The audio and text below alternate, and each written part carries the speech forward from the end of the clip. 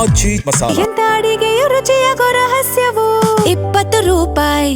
ಅವಧೂತ ಶ್ರೀ ವಿನಯ್ ಗುರೂಜಿ ಅವರ ಹುಟ್ಟುಹಬ್ಬಕ್ಕೆ Goa CM doctor Pramod Sawant ಶುಭ ಕೋರಿದ್ರು. ಹುಟ್ಟುಹಬ್ಬದ ಸಂಭ್ರಮದ ಬೆನ್ನಲ್ಲೇ ಅವಧೂತ ಶ್ರೀ ವಿನಯ್ ಗುರೂಜಿ ಅವರು ಗೋವಾ ಮುಖ್ಯಮಂತ್ರಿ ಡಾಕ್ಟರ್ ಪ್ರಮೋದ್ ಸಾವಂತ್ ಅವರ ಕಚೇರಿಗೂ ಆತ್ಮೀಯ ಭೇಟಿಯನ್ನ ನೀಡಿದ್ರು.